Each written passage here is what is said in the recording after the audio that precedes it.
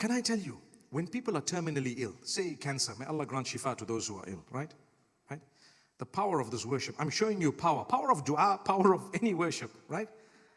Ultimately, I want Jannah. Even if Allah's not going to give me, I'm going to get Jannah because I believed in Allah. Someone's terminally ill and the doctors come and what do they say sometimes? They say maximum 2 months. Have they not said it to some people? A lot of people. They tell you, you know what, if you're really, really fortunate, this type of cancer or this type of problem, people don't live for more than 2 months or 1 month or 6 months. Now, health is deteriorating. It's going down, it's plunging very, very fast. You have the anxiety of knowing that this is terminal. It's not an easy thing. Huh? You have the anxiety of knowing that you're going down.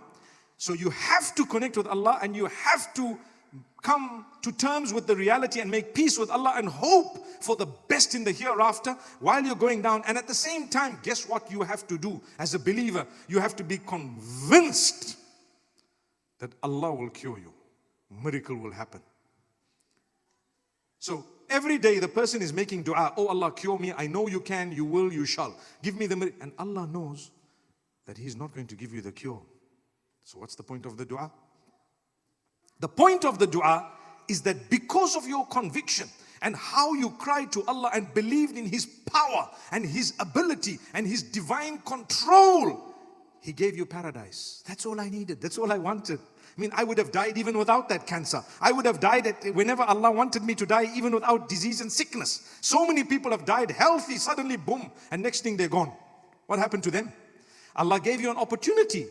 Do you trust me? That's what Allah says. Yes, I trust you, oh Allah.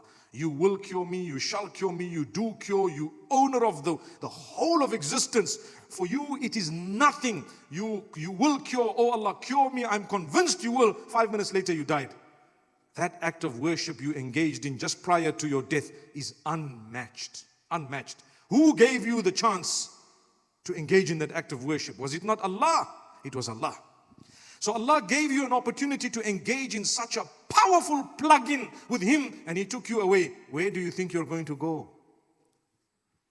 Wallahi, it was a good death. May Allah Almighty grant us all Jannatul Firdaus. May Allah Almighty bless every one of us. May Allah Almighty replace for us whatever He's taken away from us with something better. Learn to let go of certain things at certain times when the time is right, depending on what it is. When I say that, what I mean is, we spoke about marriage a bit earlier.